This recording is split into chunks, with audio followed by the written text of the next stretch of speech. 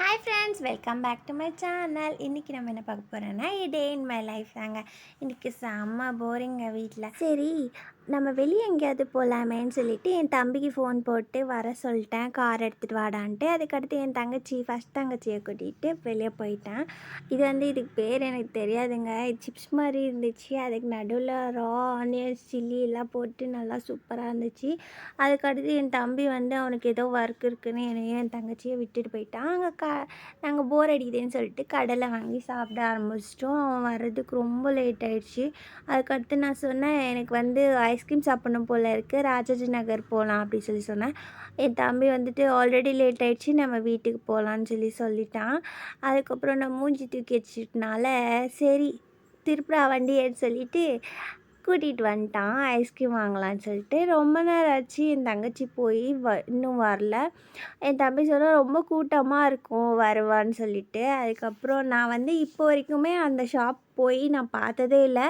வந்தேன்னா காரில் உட்காந்துப்பேன். என் தம்பி இல்லை என் தங்கச்சி தான் போய் வாங்கிட்டு வருவாங்க. சரி, ஃபஸ்ட் டைம் உங்களுக்கும் காட்டின மாதிரி இருக்குமேன்னு சொல்லிட்டு நான் பார்த்தா செம்ம கூட்டங்க.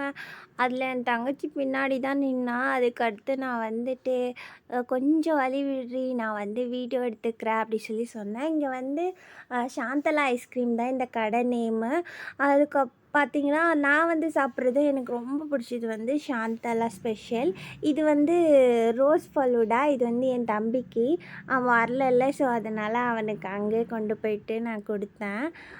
வேண்டாம் சொன்னான், பட் ஆனாலும் சாப்பிட்றா, பாதி நான் சாப்பிட்டுக்கிறேன் அப்படி சொன்னேன். அதுக்கடுத்து அவன் வாங்கிட்டு சாப்பிட்டான். நாங்கள் சாந்தலா ஸ்பெஷல் பார்சல் பண்ணிட்டோம் வீட்டுக்கு எடுத்துகிட்டு போகிறதுக்கு. வீட்டுக்கிட்ட வந்துட்டு சரி மாம்பழம் விற்றுட்ருந்தாங்க. எனக்கு மாம்பழம் வேணும்னு சொல்லிட்டு நான் என் தம்பிகிட்ட சொன்னேன். அதுக்கடுத்து சரி வாங்கி தரவா அப்படி சொல்லிட்டு கூட்டிகிட்டு போனேன். நாங்கள் மாம்பழம் வாங்க போனோம். மாம்பழம் கொஞ்சம் நல்லா இல்லாத மாதிரி இருந்துச்சு. நான் அந்த கடைக்காரங்கிட்ட அந்த தாத்தா கிட்டே நான் சொல்கிறேன். அந்த தாத்தா சொன்னார், இதுதான் லாஸ்ட்டுமா, சீசன் முடிய போகுது, நீ வாங்கிக்கோ, இதுக்கு அடுத்து நீ சாப்பிட முடியாதுன்னு சொல்லிட்டாங்க. என்னது சாப்பிட முடியாதா? அப்போ சரி வாங்கடான்னு சொல்லிட்டு நல்லா இருக்கிற மாதிரியும் தேடி தேடி என் தம்பி எடுத்து கொடுத்தான். அதுக்கப்புறம் அவங்க எடை போட்டு 1 கிலோ வாங்கினோம். 1 கிலோ வாங்கிட்டு சரி வீட்டுக்கு வெஜிடபிள்ஸ் வாங்கிட்டு போகலான்ட்டு அப்படியே அந்த மாம்பழம் வச்சுருந்தாங்களே, அது கடை பக்கத்துலேயே இருந்துச்சு. என் தங்கச்சி தான் வெஜிடபிள்ஸ் வாங்குவா. எனக்கு வாங்க தெரியாது.